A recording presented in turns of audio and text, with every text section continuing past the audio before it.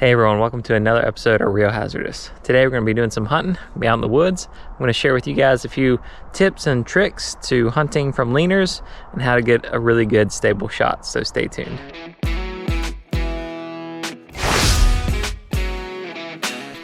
So these leaner tree stands are very common.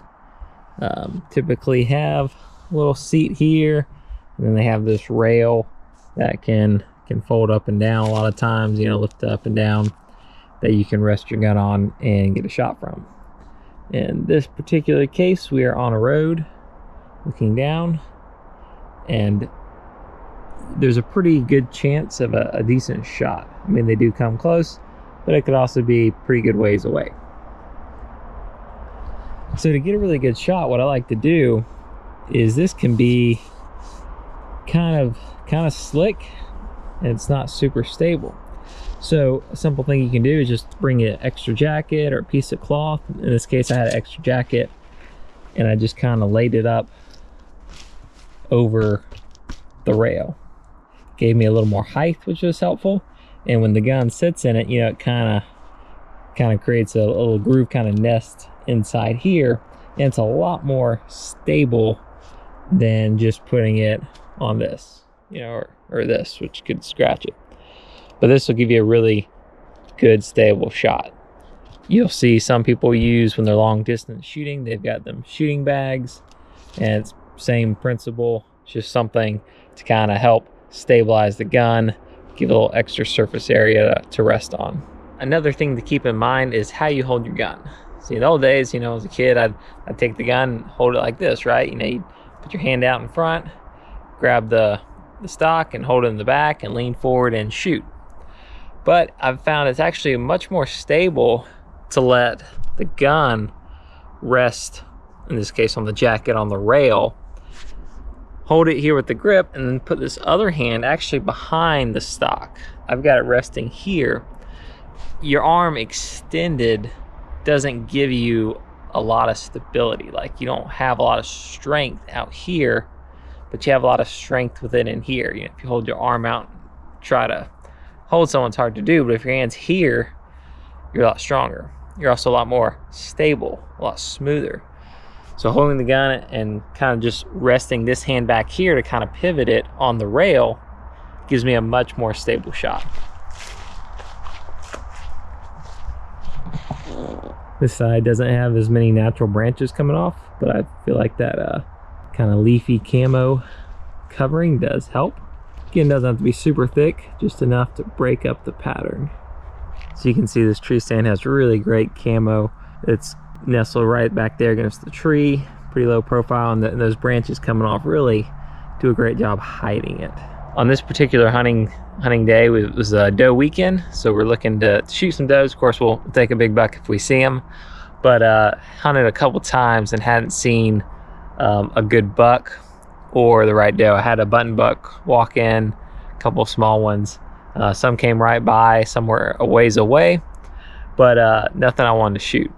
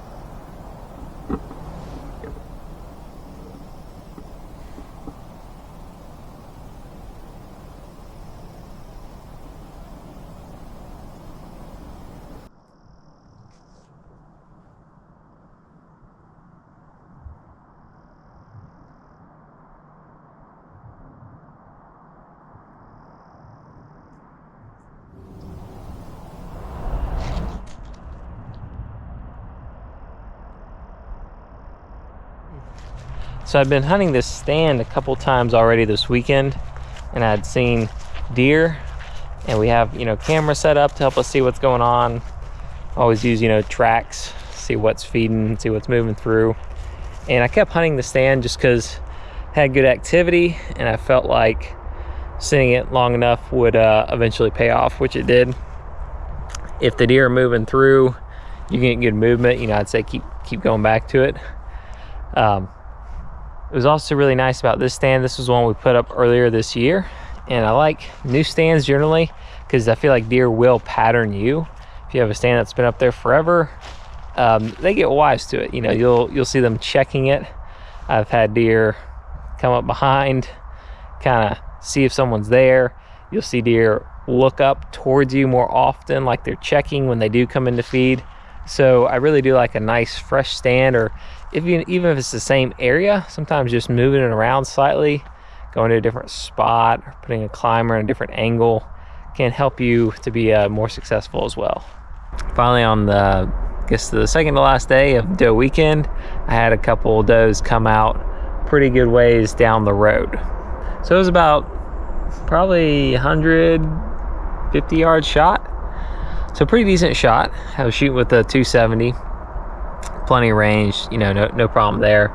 And having the rail and the jacket for stabilization, the tips we talked about earlier to help me shoot it, definitely made it a lot more stable and allowed me to get a really good shot.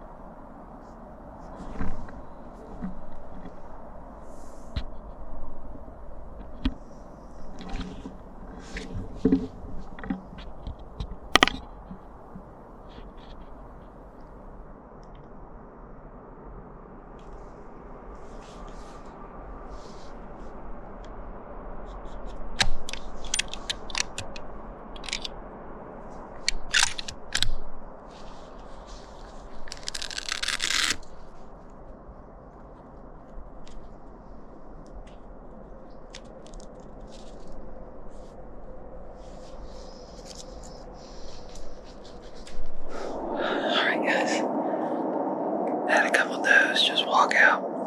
I've been sitting in this stand the last couple hunts. First day of antlerless deer weekend. So yesterday afternoon I sat here, had a button buck most of the afternoon, and when I had some does come out, the button buck actually ran them off before I could get a shot. This morning I saw the button buck, but then just now, about 4:55, the two does came out, and pretty sure I got the big one. Hopefully it looked like she fell. So we'll go check in a minute. Christopher had checked the major feed times, and he said the major feed time was like 5:10 or maybe 5:19. It's 4:55. So yeah, pretty close. It feels good. Happy to get a deer. Haven't got any bucks yet. It's last couple seasons I've had a great opening morning getting nice bucks in Florida, but nothing yet. It's the third weekend in Antlerless Doe Weekend, so pretty excited about this weekend, and I think I got one, so that's a good start. Now this spot has had some big bucks on the camera, so a big buck can still come out.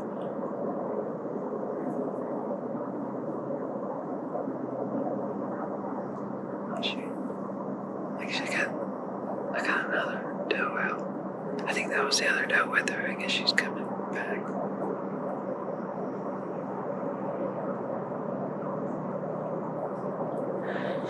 We'll see what else happens. Here we go.